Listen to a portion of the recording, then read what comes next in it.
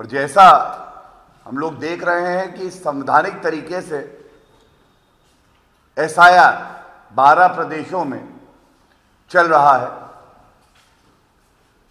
कुछ प्रदेशों में हमने देखा है, खासकर पश्चिम बंगाल में, ममता बनर्जी जी तुष्टीकरण की पराकाष्ठा करते हुए बहुत ही घबराई और डरी हुई हैं कि संवैधानिक प्रक्रिया के तहत एसआईआर क्यों हो रहा है। तो यह पूछा जाएगा कि ममता बनर्जी जी एक संवैधानिक प्रक्रिया से, एसआईआर से, जिसमें यह सुनिश्चित होगा कि भारतीय नागरिक कौन है और केवल वो ही वोट करेंगे, इससे आप इतनी व्यथित, चिंतित क्यों हैं? ऐसी आपकी क्या है मजबूरी कि एसआईआर से आपने बना ली है दूरी, उसका विरोध कर रही हैं? और यह बात अब स्पष्ट हो गई है पश्चिम बंगाल की जनता को भी कि एक डरी हुई ममता बनर्जी ये जान चुकी हैं कि पश्चिम बंगाल की जनता उन्हें नकार रही है और सरकार भारतीय जनता पार्टी की बनेगी। ममता बनर्जी की पूरी राजनीति सांप्रदायिक और घुसपैठियों के वोट पे आधारित है।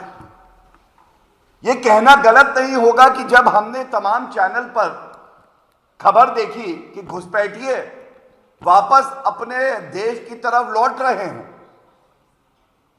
तब भारतीय खुश थे। लेकिन ममता बनर्जी आंखों में नमी लिए, दुख, चिंतित और बड़ी व्यथित दिखाई दी।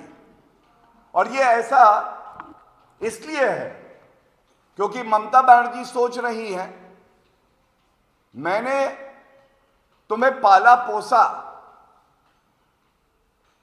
झूठे प्रमाण पत्र दिए कि समय आएगा तो ये घुसपैठिए मेरे लिए वोट करेंगे, लेकिन अब जब चुनाव का समय है तो तुम जा रहे हो। उनको ये नहीं पता कि दृढ़ संकल्प है आदरणीय प्रधानमंत्री श्री नरेंद्र मोदी जी की सरकार का, जैसा गृह मंत्री श्री अमित शाह जी ने कहा कि भारत में केंद्र सरकार और प्रदेश की सरकार भारत के नागरिक चुनेंगे, कोई घुसपैठिया नहीं। यह हमारा देश है, इस वतन से हमें मोहब्बत है, इस वतन के लिए हम अपनी जान दे देंगे। यह कोई धर्मशाला नहीं है कि घुसपैठिए आएंगे और जो भारतीय नागरिक हैं उनका हक मारेंगे। इसी के साथ तुष्टीकरण की क्योंकि बात हो रही है, टीएमसी के नेता हैं हुमायूं कबीर।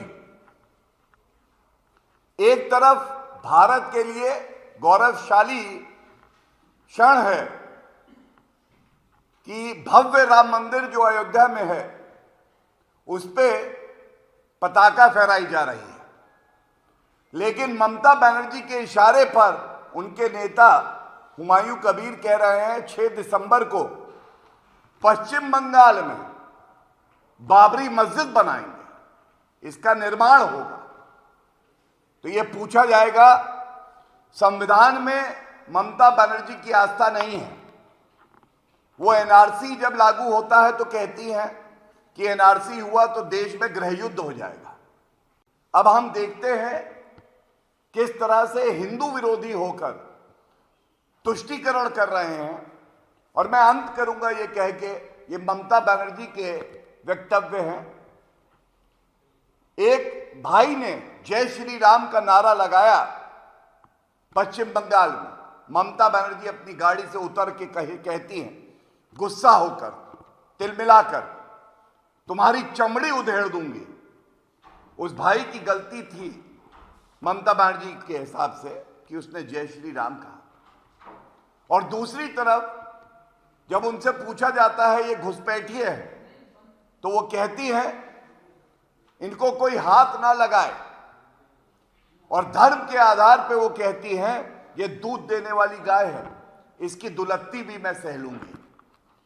ये जो दोहरा रवैया है ममता बनर्जी जी का, ये बिल्कुल स्पष्ट हो गया है और उल्टी गिनती की शुरुआत हो गई है। पश्चिम बंगाल की जनता ममता बनर्जी को सबक सिखाने वाली है।